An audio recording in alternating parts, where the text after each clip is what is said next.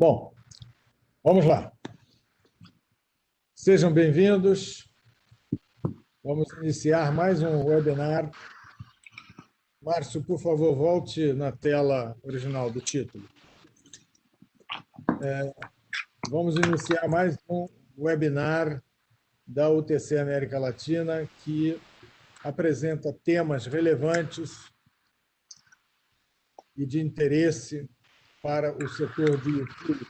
O setor de utilities é aquele que tem sistemas de infraestrutura de missão crítica, que precisam funcionar 24 horas por dia, todos os dias da semana. Muito bem, esse é o sexto ou sétimo webinar do ano 2021. No ano passado fizemos 20 webinários com alta frequência e com assuntos extremamente interessantes.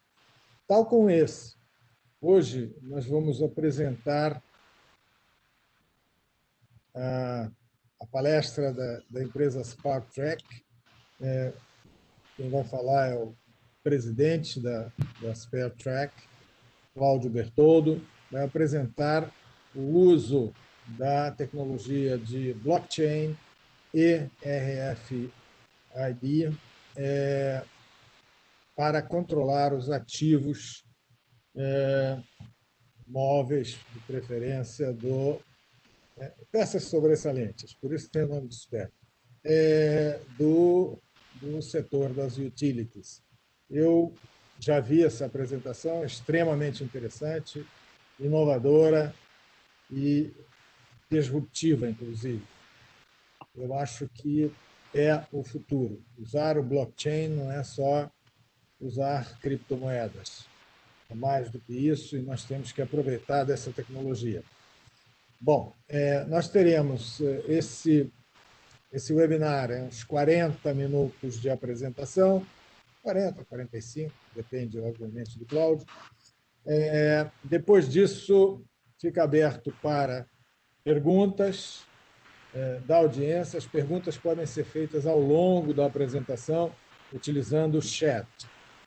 Sejam todos bem-vindos e vou passar a palavra para o Cláudio. O TCAL dá as boas-vindas a todos vocês. Muito obrigado, Cláudio, é com você. Muito obrigado pela introdução, Dimitri. Boa tarde para todos. Muito obrigado pela oportunidade de falar durante os próximos 40 minutos para vocês com relação a esse trabalho que a gente vem realizando em torno de gestão de ativos, né, e propriamente de ativos que suportam operações de missão crítica.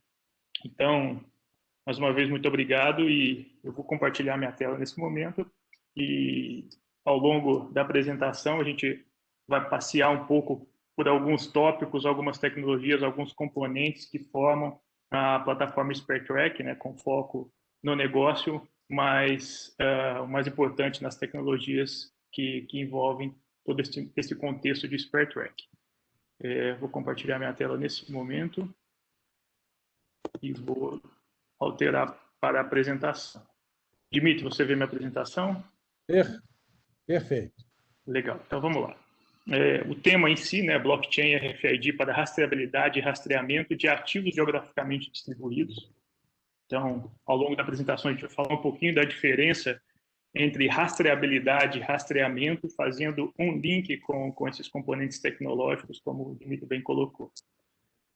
Então, antes de mais nada, a gente faz uma breve introdução em volta da problemática que tais tecnologias e tal plataforma visa resolver, né? Então, a gestão de ativos é uma operação complexa que requer rastreamento, rastreabilidade e previsibilidade, né? Então, a gente vai falar do tema de previsibilidade também, em especial falando de tecnologias de aprendizado de máquina, inteligência artificial, que, de certa forma, complementam as tecnologias de RFID, blockchain, smart tag, de forma geral, no contexto de rastreamento e rastreabilidade, né? Então, tudo isso para a gente tratar do ciclo de vida da jornada de todo e qualquer ativo, desde a aquisição até o processo de logística reversa, né? Então, todo esse fluxo, passando pela instalação, pela manutenção, pela desinstalação pela renovação quando determinado ativo tecnológico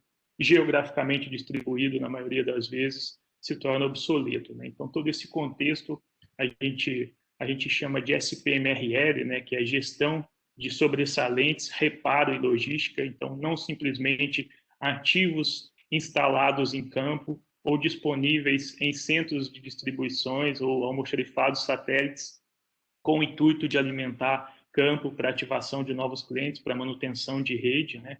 E quando a gente fala de rede, a gente extrapola redes de distribuição de energia, de telecom, porém, o foco inicial desse stack tecnológico e da plataforma em si, a origem são as redes de telecom e de distribuição de energia, né? Propriamente dita, a rede de telecom, que está dentro do nosso contexto também de missão crítica, né? Basicamente tem sido a nossa origem. Então, todo esse processo do ciclo de vida dos ativos é coberto pela plataforma. A proposta de valor, em resumo, né? Então, é trazer todos esses players, né? E quem são esses players nessa cadeia de valor, nesse supply chain de gestão de ativos de redes de missão crítica. A gente está falando do próprio distribuidor ou da própria operadora, a gente está falando do field force, né? Então, quer dizer, as mantenedoras ou a equipe de campo própria ou a equipe de campo terceirizada que, de fato, realiza essas manobras em campo. A gente tem outros fornecedores, como transportadoras, que fazem os processos de envio e recebimento desses ativos, seja eles saindo de um fabricante, indo para um centro de distribuição, ou saindo de um centro de distribuição, indo para um operador de logística reversa, ou os fluxos, né, de campo, de e para campo, e quando retornam também de reparo, né, eventualmente alguns itens são reparáveis, e existem fornecedores para realizar esse tipo de manutenção, não necessariamente on-site, mas nas suas próprias facilities, né? Então, quer dizer, nesse contexto todo, onde a gente envolve todos os players, fornecedores, equipe interna, a gente traz numa plataforma totalmente integrada e integrável. A gente vai falar um pouquinho disso já também, dessa parte de integração, mas o objetivo com isso é trazer maior eficiência operacional, menos custo operacional, né, mais controles, menos desvios e mais inteligência de negócio, né? Então, o porquê que a gente fala da proposta de valor com um pouco mais de ênfase, porque os sistemas e as tecnologias que existem hoje geralmente não estão focadas em ativos tecnológicos geograficamente distribuídos, né? Quer dizer, existem RPs, existem WMS, existem IMS, que inclusive utilizam tecnologias como a gente propõe, né? Como o próprio RFID e blockchain, porém o foco não é a integração de ativos de rede. Então, assim, só para a gente avançar também nesse slide, a gente tem um exemplo de um almoxarifado não tripulado, né, que graças a essas tecnologias, em especial o RFID, é possível ter um processo de alimentação, de abastecimento para campo de ativos de forma 100% automatizada, né? Então, quer dizer, os ganhos em função dessa automatização, né, além de evitar erro humano, agilidade, né, é o que a gente vai falar ao longo dessa apresentação, mas sempre com o intuito de ter um controle mais fino do processo, evitar desvios e tudo mais que envolve todo esse processo. Então, aqui a gente fala um pouquinho também por que uma operação, né, data-driven importa, né? Então, quer dizer, se dados hoje, né, são o novo petróleo, né? Então, a gente precisa, de fato, numa operação de complexidade, da complexidade que a gente conhece, né, um ambiente de missão crítica, propriamente dito, toda a coleta, processamento de dados, extração de insights para melhores tomadas de decisões, se torna hoje um dos maiores ativos, né? Então, ativo não do ponto de vista de ativo físico, mas de ativo intelectual e estratégico de uma operação de certa complexidade, né? Então, aqui a gente pega 8 regrinhas, né, do Thomas Hedlund, da Logio, né, uma empresa do leste europeu também que trabalha com gestão de ativos, e eles apontam 8 regrinhas, onde a gente destaca 4 delas, né, com relação a essas regras, a gente propõe toda essa plataforma, todas essas tecnologias, né? Então, nomeadamente, elimina os problemas do processo, né? A gestão de sobressalentes começa com uma boa previsão, onde a gente faz um link com a componente de previsibilidade baseada em inteligência artificial. Use métodos especiais para itens de demanda intermitente, né? Claro que a gente conhece um pouco da demanda, eventualmente a gente conhece muito da demanda, sazonalidade, época de chuva, onde determinada região demanda determinado part number com maior frequência, então toda essa história de conhecer melhor a operação, baseada sempre em dados, baseado em histórico, é o que o Thomas fala nessa regra número 6, né? E por último, porém não menos importante, né, implementar um bom sistema de SPMR, né? Aqui ele não fala de SPMRL, né?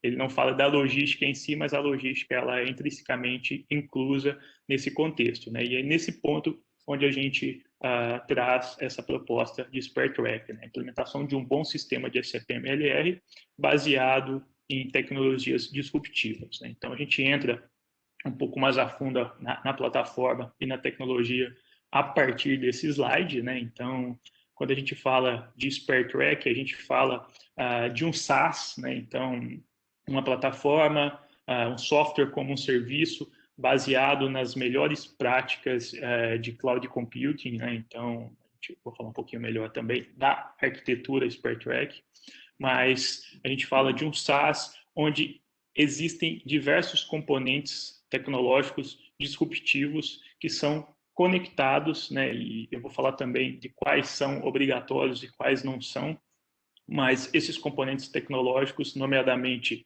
o RFID, né, o QR Code, onde a gente pode ver nessa apresentação, o blockchain e o aprendizado de máquina cumprem papéis importantes nesse contexto de gestão holística de ativos, né? Então, nessa imagem, por exemplo, a gente tem um exemplo de um transformador tagueado, né, com uma etiqueta RFID, que nos dias atuais tem um custo de aquisição bastante diferente do que a gente tinha há 10 anos, por exemplo, né? Então, quer dizer, barateou muito a tecnologia, não só do ponto de vista das tags, mas de leitores, de middlers e de toda a infraestrutura tecnológica acima da leitura, né? Quer dizer, todo o consumo desse dado. Então, a gente apresenta também alguns leitores RFID, né? Spare Track não desenvolve e fabrica hardware, é uma empresa 100% focada em software e middleware, né? Então, a gente tem parceiros nacionais e internacionais que possuem hardware de leitura RFID homologados na nossa plataforma, né? Então, em resumo, na prática, né, esses leitores RFID, eles são instalados nos centros de distribuição, nos almoxarifados satélites que abastecem campo, eventualmente em veículos, eventualmente numa facility de um terceiro, de um reparador, né? Mas tudo isso, quando eu digo eventualmente, porque há total flexibilidade de onde colocar, né? Quer dizer, onde é colocado. Existe a componente rastreabilidade, né? Então, saber fisicamente determinado ativo e não apenas logicamente do ponto de vista sistêmico, né?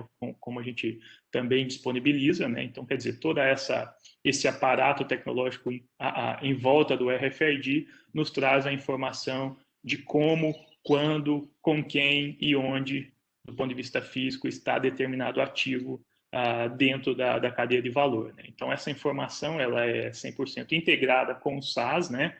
E essa integração traz diversos benefícios também, que é o que a gente vai falar, né? Então, em resumo, onde a gente utiliza a RFID para tal, e a gente utiliza QR Code, né, que é uma tecnologia, assim como a RFID também não tem nada de novidade, já está presente aí nas nossas vidas, né, há já bastante tempo, mas colocar tudo isso num contexto de gestão de ativos holística, né, é o que a gente propõe.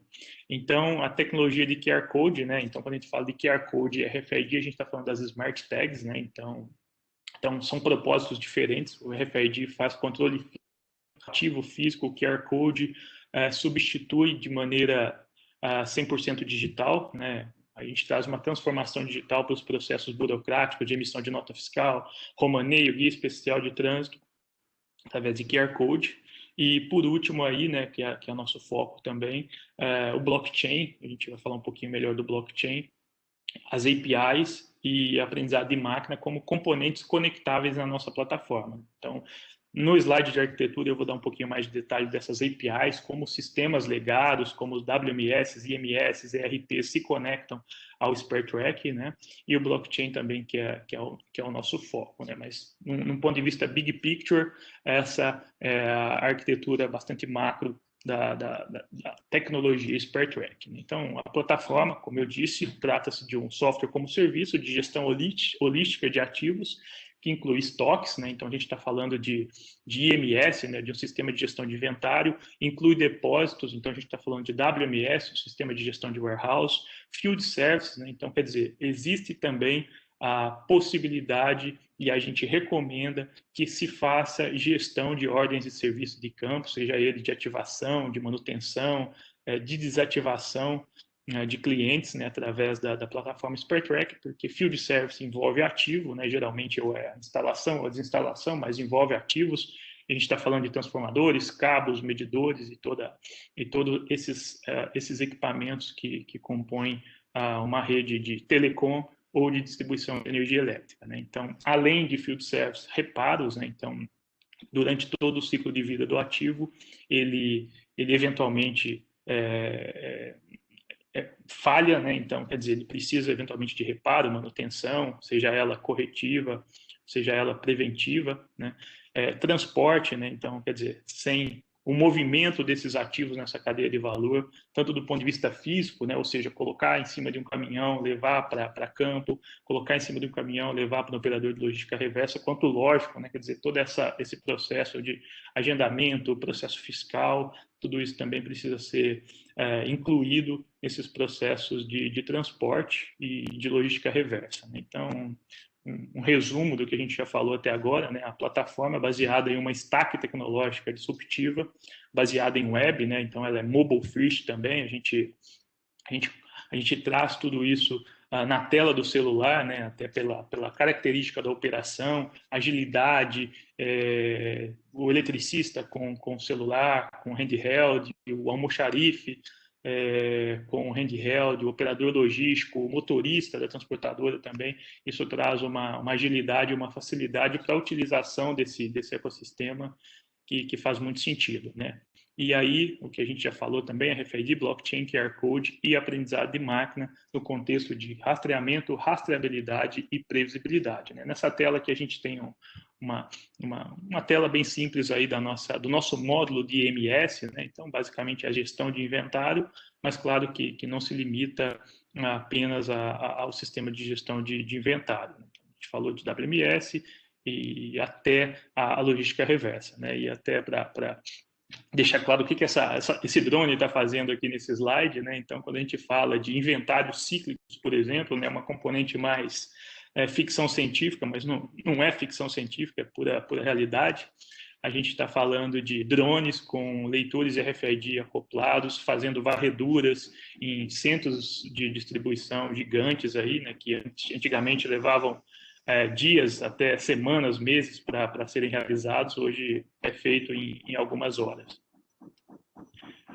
Nesse momento, a gente entra um pouquinho mais a fundo no que são as Smart Tags, né?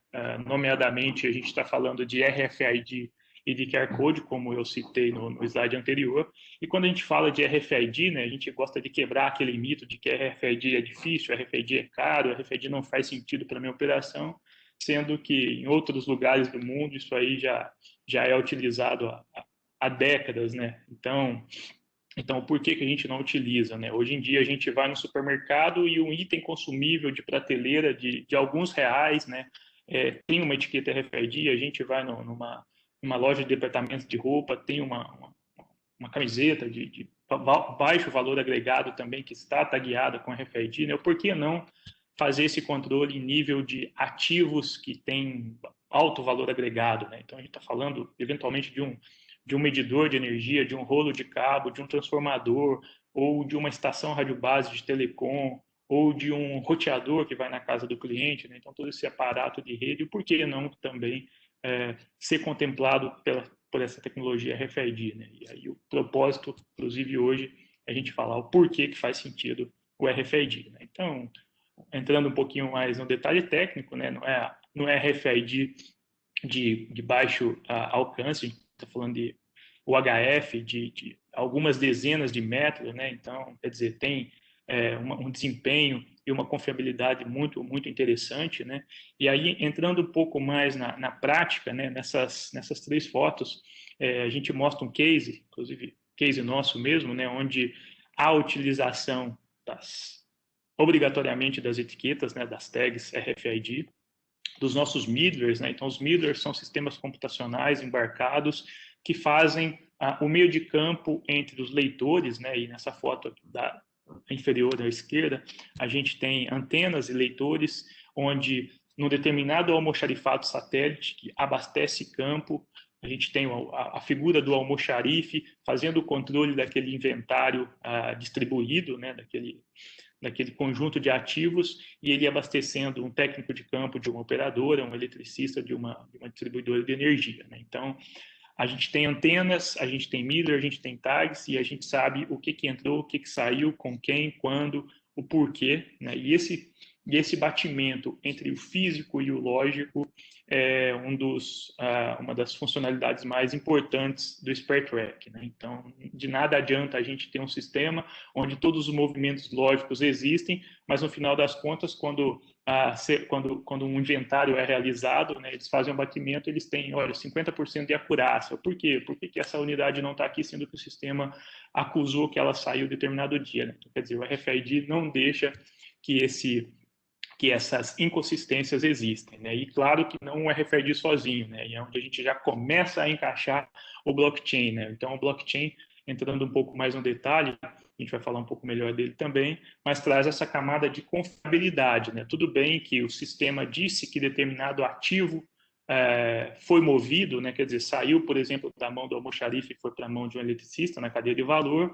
O RFID realmente viu que aquele ativo passou naquela porta daquele almoxarifado naquele momento, mas e aí? Né? Quer dizer, isso aí tá no banco de dados, em nuvem, como está isso? Isso pode sofrer algum tipo de fraude, né? Quem me garante que essa informação de fato é fidedigna, né? Então, onde entra o papel do blockchain nessa história toda.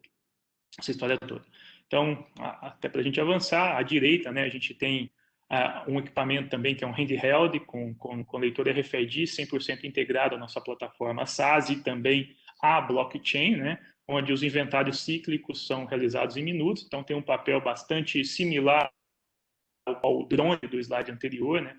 Porém, aqui é manual, onde um operador logístico ou o próprio almoxarife ou algum auditor externo chega e faz aquele inventário cíclico em alguns minutos, né? E o que é com movimentações lógicas, né? Então, do guia especial de trânsito ou do romaneio, como em algumas operações é chamado, né? E, em resumo, quando um ativo é transacionado, quando um ativo sai de uma mão e vai para outra, né? Como nesse caso da foto, a aceitação e essa transferência é feita através de QR Code. Então, a origem gera um documento digital baseado em QR Code e o destino, né, a pessoa de destino, faz o scan desse QR Code e, de certa forma, aceita digitalmente, né, uma espécie de assinatura desse movimento. Aqui a gente vai entrar um pouco no fluxo, um fluxo proposto, né, um fluxo modelo de como isso se encaixa numa operação que já existe, que já está rodando há alguns anos, algumas décadas, né? Em alguns casos mais de um século talvez, né? Então, como que essa tecnologia se encaixa, né? Então, claro que não tem bala de prata, mas a gente propõe um fluxo modelo para fazer esse tagueamento, né? E aqui nesse exemplo a gente vai falar basicamente de medidores, né? Claro que são só exemplos e rolos de cabo, mas que claro que não é uma coisa também que a gente que é 100% teórico, né? Essa tese ela já é validada em algumas operações, inclusive no Brasil, né? No contexto de telecom e de distribuição de energia. Mas, em resumo, né, quando a gente recebe o material num centro de distribuição, né, nesse exemplo aqui, a gente está recebendo bobinas de cabos ou pallets contendo as caixas com transformador, com medidor, né, caixa de madeira, caixa de papelão. Então, quer dizer, a gente recebe o material num centro de distribuição, geralmente um grande galpão, né, que se trata também de um warehouse gerido por um sistema de WMS e de MS, né? Então é determinado qual é o tipo de ativo recebido, né? Então, quer dizer, é um medidor, é um cabo, por exemplo. O cabo geralmente ele é fracionado, né? Então aquelas bobinas viram rolos de cabo menores, né? Então, por exemplo, recebi uma de alguns quilômetros e viraram rolos de alguns metros. Então, há o fracionamento e esse fracionamento também ele é contemplado pela nossa plataforma. Então, tudo bem, é um ativo que era uma bobina e agora aquele um ativo, apesar do SKU, né, do código do produto continuar o mesmo, um item de estoque, ele se transforma em vários, né, como é o caso de cabos em especial. Né? Mas nesse contexto, nesse exemplo, a gente está falando de cabo e de medidor. Né? Caso seja um medidor, o tagueamento, né, quer dizer, a colagem da etiqueta RFID, ela pode ser eventualmente reutilizável. Né? Então, quer dizer, eu posso colar essa etiqueta RFID, eu posso, por exemplo, de certa forma, acoplar essa etiqueta RFID naquele ativo. Em determinado momento, né, esse momento geralmente é quando ele vai para campo, quando ele vai ser instalado, pode ser extraída essa etiqueta e reutilizada. Quer dizer, ela pode voltar para um almoxarifado satélite ou ela pode voltar para um centro de distribuição e ser aplicada novamente. Apesar de ter um custo relativamente baixo, como a gente vem falando, há essa possibilidade também, porque eventualmente é um ativo que vai ficar instalado em campo por alguns anos, por algumas décadas, e eu não tenho a visualização de RFID em campo, porque não faz sentido do ponto de vista técnico e econômico. Então, utiliza-se novamente. Caso seja cabo, né, então o tagueamento ele é de fato reutilizável. Então, eu coloco ali, por exemplo, com uma abraçadeira determinada tag RFID no cabo, e quando o eletricista ele consome esse cabo numa ativação, ele extrai e devolve, ou eventualmente não em campo, né, na entrega desse material no próprio almoxarifado satélite. Depois disso, né, então, esse material dentro do centro de distribuição, ele é tagueado, né, então esse processo de colagem da etiqueta, né, entre aspas.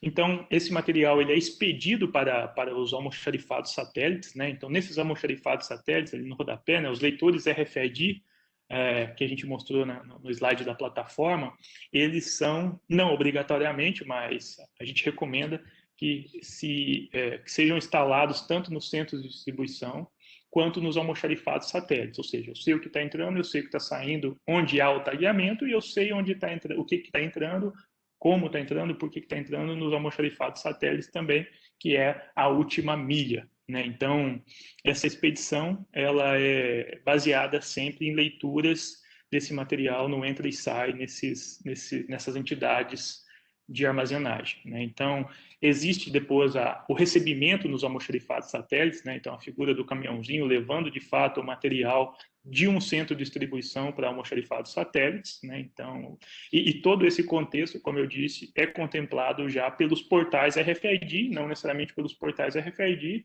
os leitores manuais também, né? Eles fazem esses inventários cíclicos nessas entidades de armazenagem. E quase nos finalmente já, a gente tem o empenho do material em uma ordem de serviço de instalação, né? Claro que a ordem de serviço, aqui a instalação é um exemplo também, mas poderia ser uma manutenção, ou poderia ser o processo inverso, onde todo esse fluxograma ele faria o caminho inverso, né? Mas a gente tem, propriamente dito, o empenho do material em ordem de serviço de instalação, né? Onde, mais uma vez, entra a figura do spare track, porque, como eu havia dito, há o módulo de field service também. Tá?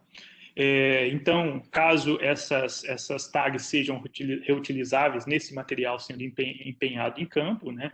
E, olha, sempre é reutilizável? Não. Então, algumas operações, né, dependendo da frequência, dependendo do giro daquele material de campo para campo, não há necessidade de reutilização das tags. Quer dizer, a tag RFID vai com ativo para campo, né? Algumas com proteção, chuva, sol, IP68 e por aí vai, toda essa história, elas podem ficar em campo, né? E eventualmente também pode existir algumas auditorias em campo com leitores manuais, por exemplo, né? Então, mas esse exemplo em especial, a gente está falando de remoção e segregação das tags reutilizáveis, onde as tags retornam para o centro de distribuição, onde serão aplicadas em outros materiais, né?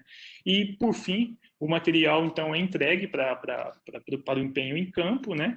E a gente termina todo esse fluxo de tagueamento, sempre olhando do ponto de vista de viabilidade técnica e também econômica nesse processo já utilizado. E claro que para a gente ter uma cobertura de todos os ativos, isso não é uma coisa da noite para o dia, né? Então, à medida que os ativos circulam e o tempo passa, a gente vai aumentando a cobertura de rastreamento e rastreabilidade de todos os ativos.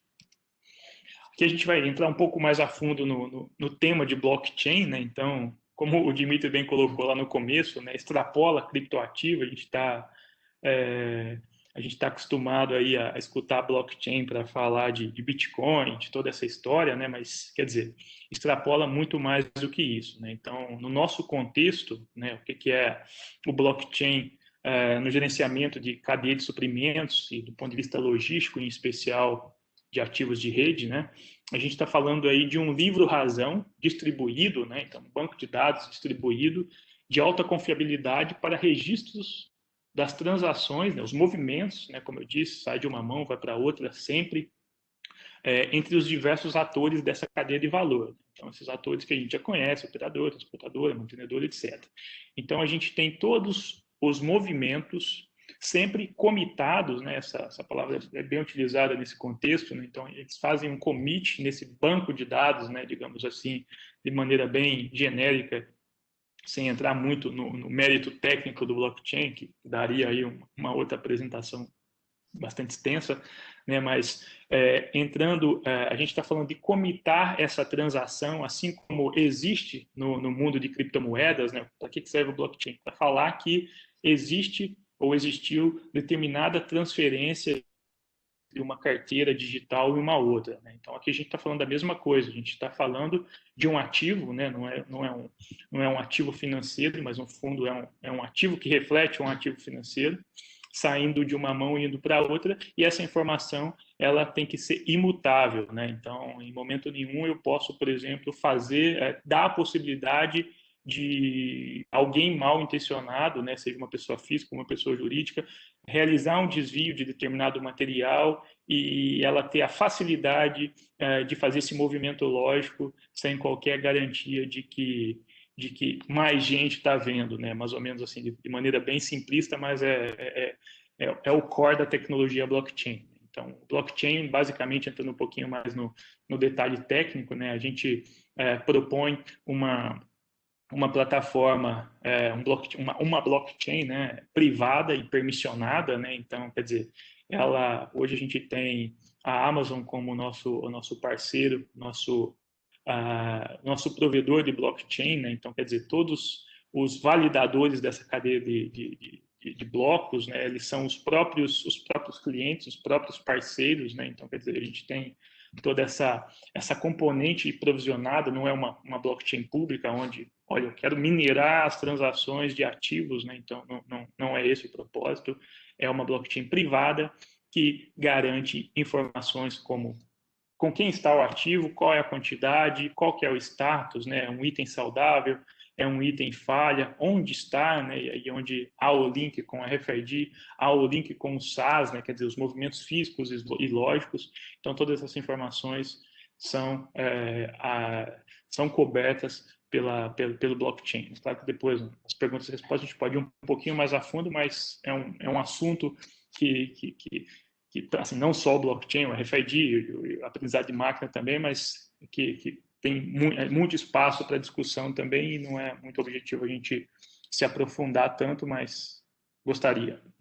E a gente discute aí, por favor, né? Então, o terceiro componente, né, além das smart tags e do blockchain, a gente tem a inteligência artificial. Então, quando a gente fala de inteligência artificial, a gente está trazendo o módulo de planejamento e controle da manutenção, né? Então, a siglinha que é mais conhecida aí no mundo, né, o PCM, né? Peraí, a gente está falando de gestão de ativos, por que que o SpareTrack não está levando em consideração ainda inteligência artificial, saber quando vai faltar um ativo? Por que eu não posso ter, por exemplo, estoques mínimos mais inteligentes, né? Por que eu ainda passo dificuldades, como, por exemplo, em determinada região está faltando determinado ativo porque não houve um bom planejamento ou porque não foram considerados dados históricos de chuvas, por exemplo, né? Então, quer dizer, toda essa história de planejamento e controle da manutenção, né? Então, quando,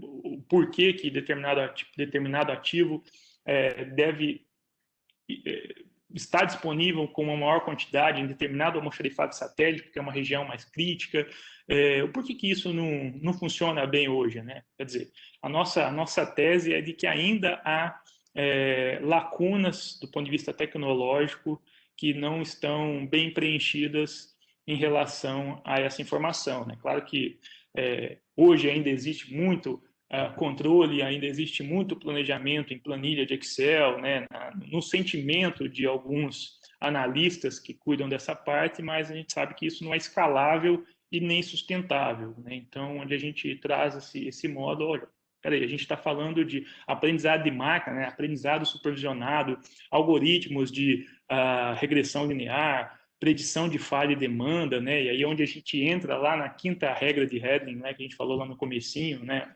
componente previsibilidade, e aí eu trago de forma destacada, né, o algoritmo, né, o Weibull Reliability, que de certa forma linkado à componente de inteligência artificial e baseado sempre em dados históricos, né, quer dizer, quanto mais dado histórico, mais inteligente é o algoritmo, né, mais preciso ele é. Então a gente traz aí tanto essa componente para viabilizar esses insights, como também trazer o que tem de ponta do ponto de vista computacional e de algoritmo para que haja tais previsibilidades, né? Então a gente está falando de MTBF, né, o tempo médio entre falhas, análise de tempo até a falha, quais são os tempos médios de reparo, qual que é o ciclo de vida esperado de determinado ativo, para que a gente esteja melhor preparado do ponto de vista logístico para atender qualquer tipo de apagão, né, seja ele curto, médio ou longo, né? Então, quer dizer, toda essa história de custo, ponto ótimo, nível de manutenção, né? Então, que é quando fazer manutenção preventiva, quando fazer manutenção corretiva, talvez nunca, né? E como a gente aplica isso. Então, essa história toda de inteligência artificial se encaixa, assim como o blockchain também, claro que é um assunto que a gente poderia se aprofundar muito melhor, mas é mais no bom sentido, uma provocação, né, de por que isso não existe e o porquê que a gente disponibiliza isso na nossa plataforma, SpareTrack.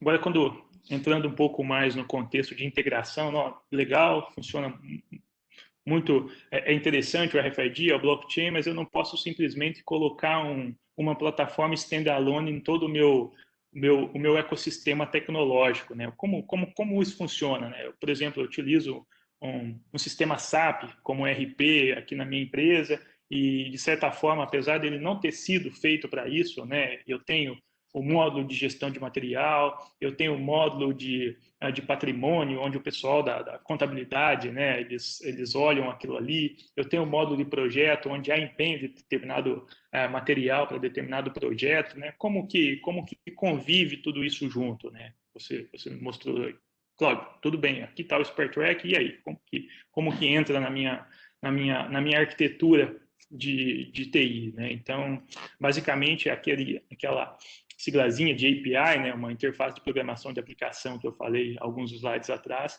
ele possibilita tanto o consumo de dados do SpareTrack, quanto o SpareTrack consumir dados de outras plataformas que também, né, via de regra, a maioria dos sistemas hoje top de mercado, eles possuem essas interfaces de integração. Então, baseado nessa arquitetura, né, também eu deixo aqui, né, a gente talvez não faz muito sentido ir muito no detalhe, mas a gente tem uma plataforma baseada em nuvem do Google, né, Google Cloud. Aqui a gente está falando do SaaS. Quando eu falo de nuvem Amazon, AWS, eu estou falando especificamente do blockchain, mas aqui a gente tem alguns exemplos alguns exemplos onde essas integrações, seja de sistemas terceiros, sistemas legados, ERPs, WMS, IMS, softwares de field service, todos eles conversam com esse módulo ou com esse sistema de gestão de ativos holísticos, né? Inclusive os próprios componentes internos, como os middlewares da RFID, né? Então eles também falam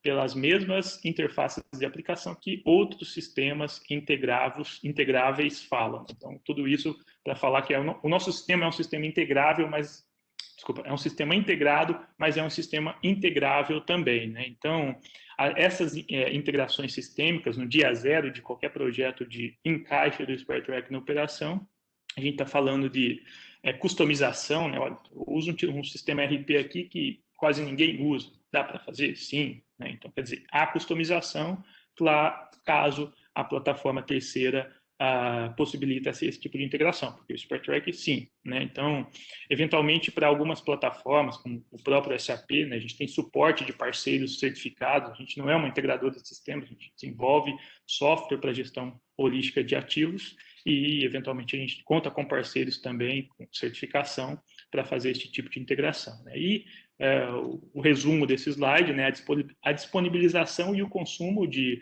interfaces de programação de aplicação baseado nas metodologias REST, né, moderna, e SOAP também não tão moderna.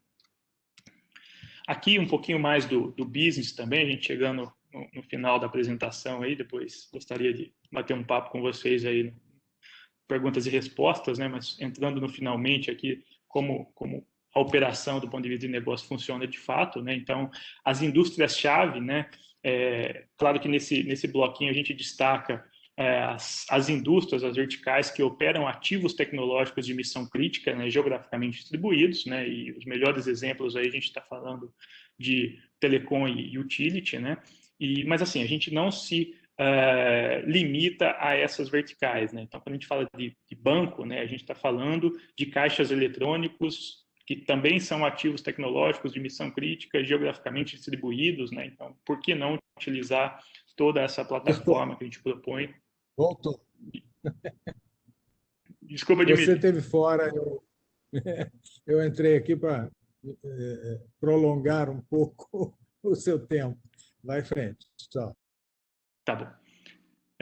Então, vamos lá. Aqui a gente tem as indústrias-chaves, né? Então, dentre elas o banco, mas também a gente contempla indústrias convencionais, como logística de maneira genérica, né? Saneamento básico também, que tem operações bastante similares no que diz respeito à gestão de ativos geograficamente distribuídos, óleo e gás, mineração, indústria 4.0 também, de um ponto de vista mais genérico, né? Construção civil, né? Então, o que tem construção civil a ver? Está falando de ativos no canteiro de obras, seja materiais de construção, seja ferramental, né? Então tudo isso também é contemplado pelo nosso business, né? O modelo de negócio propriamente dito, né? Então a gente está falando de um SaaS, sempre falando de um SaaS. Então trata-se de OPEX, né?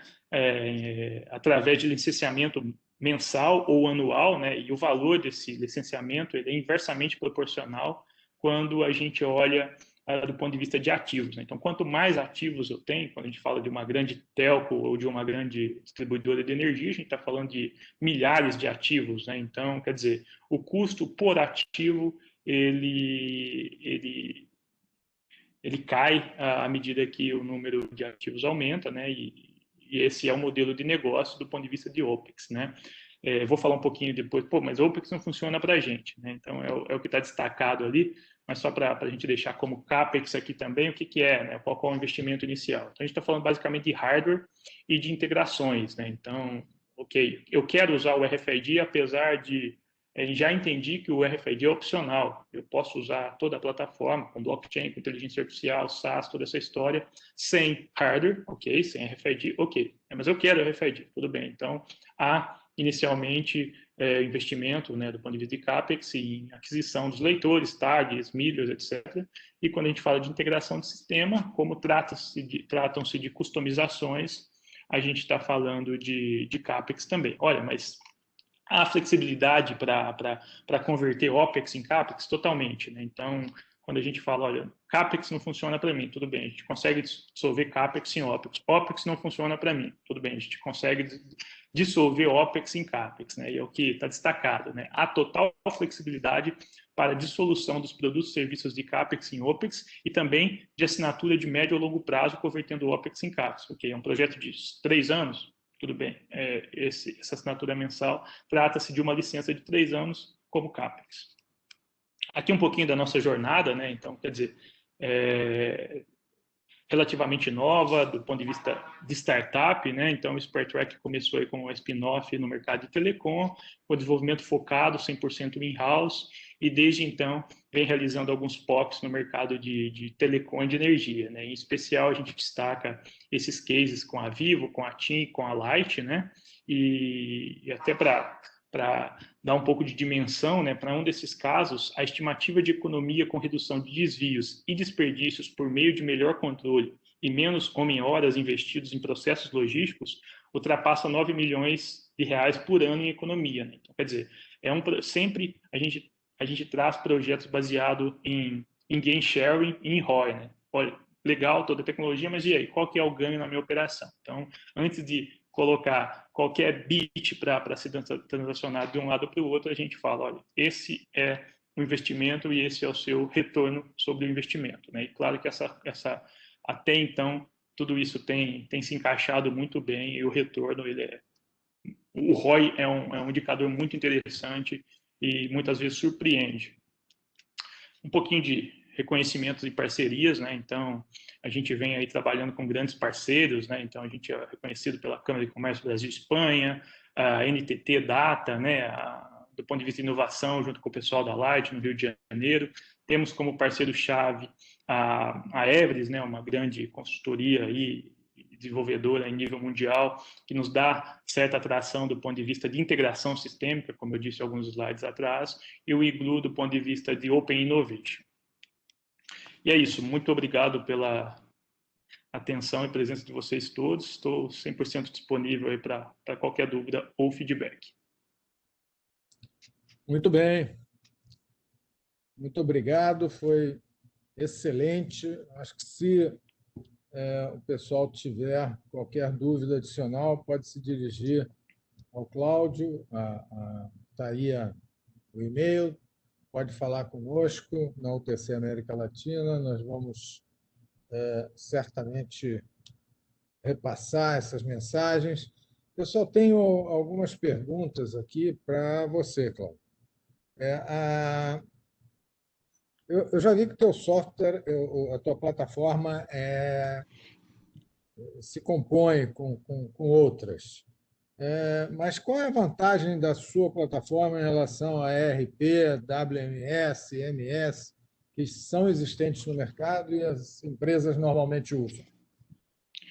Legal, Dimitri. Assim, essa é uma das primeiras teses, né? Quando a gente começou toda essa jornada com o SpareTrack, né? A gente, claro que não é uma coisa que a gente tirou da cartola, assim, a gente fez muita entrevista com operadoras, com distribuidores também, para entender quais são os gaps nessa gestão de ativos, né? Ele falou, olha, a gente tem um SAP, a gente já tem um sistema de AWS de uma empresa tal, né?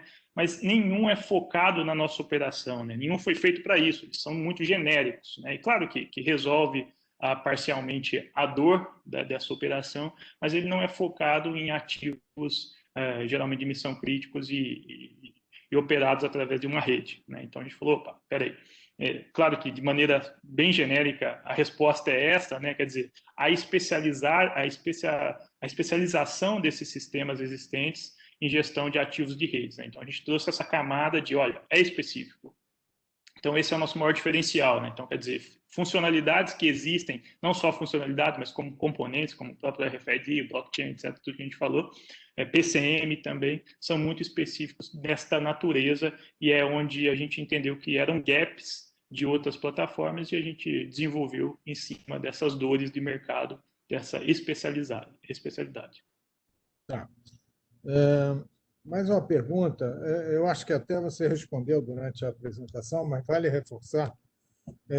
Se as tecnologias Smart Tags e blockchain são mutuamente dependentes ou você pode utilizar outras tecnologias? É uma boa pergunta, né? Geralmente até do ponto de vista de economia, né? Fala, pô, peraí, eu sei, já fiz alguns pilotos aqui na minha operação com RFID, mas talvez não faz muito sentido, né? Então, quer dizer, a gente apresenta um conjunto, né?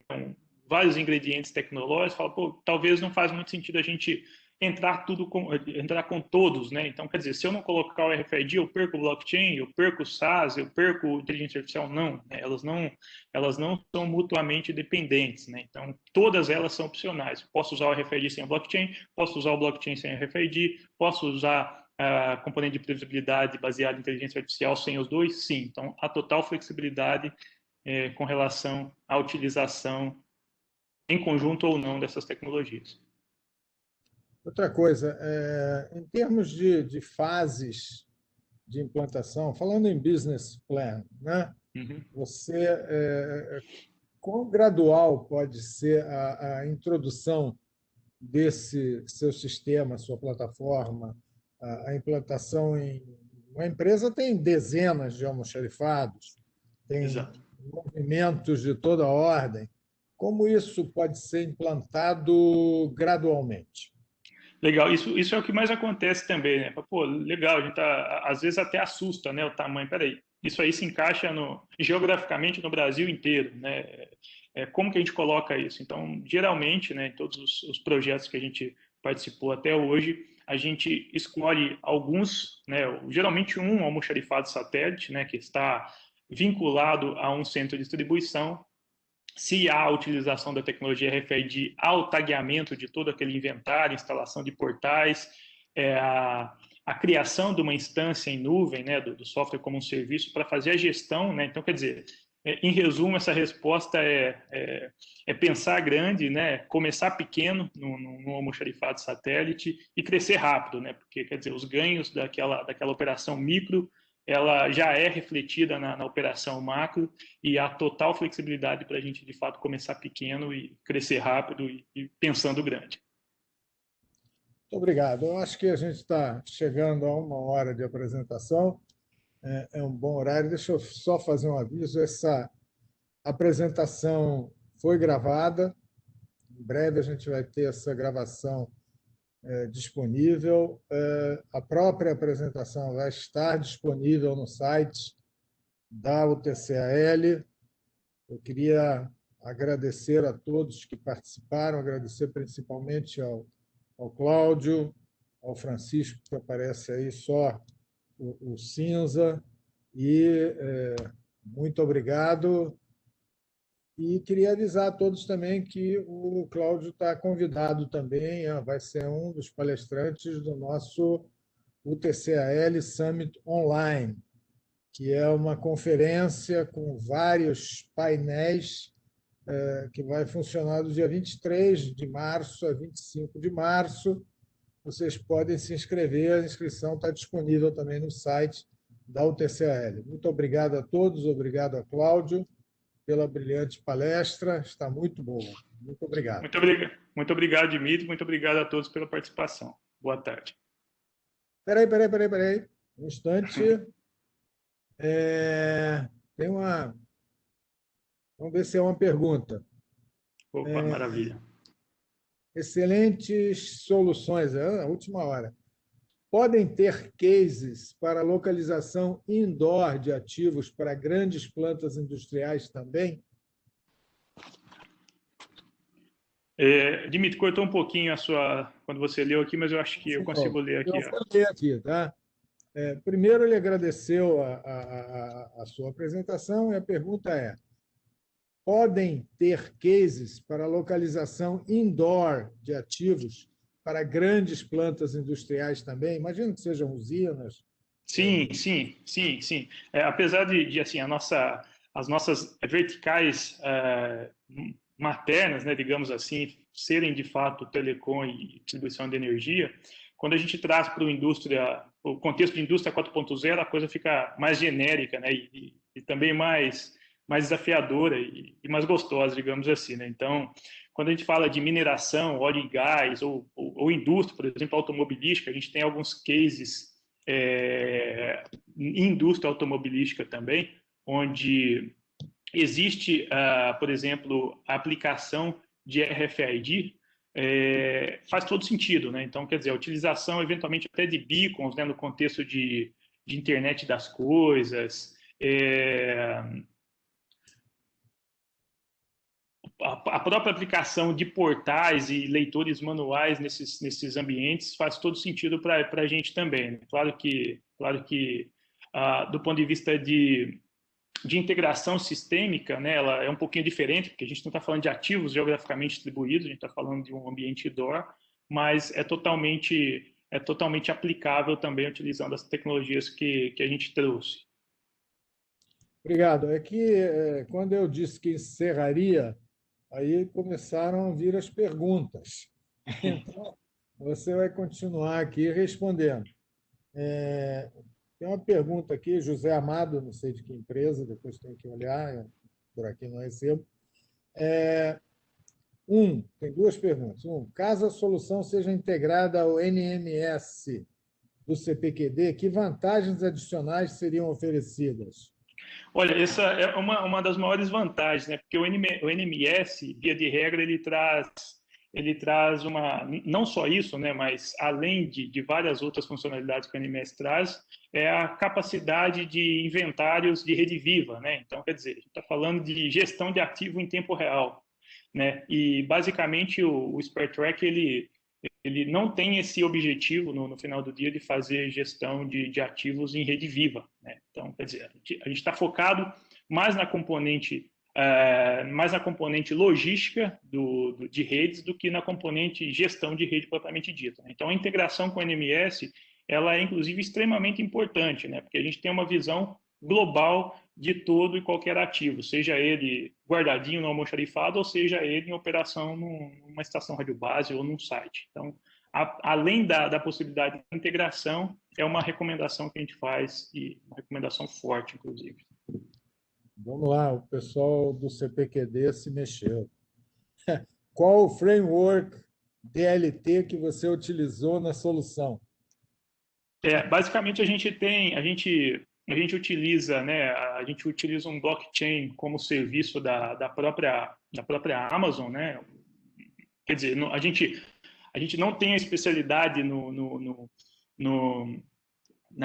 por debaixo do capô da tecnologia blockchain em si, né? A gente basicamente trata o consumo, né, dessas informações através de um parceiro que via de regra, né, por padrão, é a Amazon, né? Então, quer dizer, todo o algoritmo utilizado pela Amazon para viabilizar essa blockchain privada e permissionada é o que nos garante o consumo dessa tecnologia, tá? Então, quer dizer, inclusive, mais detalhes, né? Acho que a gente depois pode discutir também, não sei se eu consegui responder como eu gostaria a pergunta aí do CPQD. Depois eu coloco você em contato. Tem mais Legal, uma né? pergunta, hein?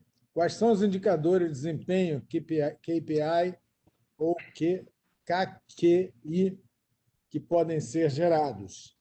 A AI nativa pode ser utilizada para prever a curva da banheira?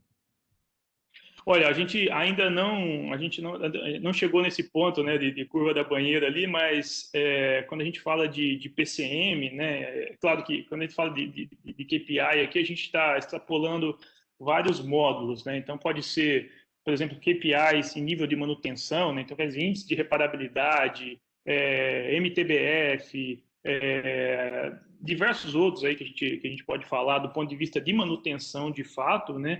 Mas claro que não apenas no contexto de PCM, mas sim de inventário, né? Então, quer dizer, olha, acurácia de inventários, um dos que, assim, indo para um ponto de vista mais prático, né? Um pouco menos gerencial, um pouco mais prático, né? Então, a gente tem KPIs, por exemplo, de tempo médio holding time, né, onde, por exemplo, o eletricista, o tempo que ele fica com determinado ativo, ele não pode extrapolar um mês. Então, quer dizer, quando a gente fala de KPI e do modo de analytics também, que eu não entrei muito no detalhe, quer dizer, é um mundo à parte também, e cada módulo, seja inventário, warehouse, seja manutenção, seja reparo externo, tudo isso nos traz uma série de indicadores ali que de fato, no final do dia, traz insights para a gente, né? Mas, assim, falando basicamente aí de PCM, né, de previsibilidade de manutenção, basicamente os algoritmos de inteligência artificial nos trazem esses insights baseados em dados históricos e geralmente são KPIs relacionados à geografia e tempo médio entre falhas, né? Muito obrigado. Gente, muito bom, excelente nível de apresentação, excelente nível de perguntas. Muito obrigado. Assunto a continuar no Summit Online da UTC América Latina. Obrigado a todos, obrigado pela frequência e vamos continuar com esses assuntos novos para as nossas empresas. Obrigado, Cláudio. Quer se dirigir ao pessoal? Até logo. Mais uma vez, muito obrigado. Então, vocês têm meus contatos, fiquem à vontade aí para a gente depois trocar mais figurinhas aí, será um prazer. E é isso. Muito obrigado, boa tarde a todos. Obrigado, gente. Vamos para a próxima.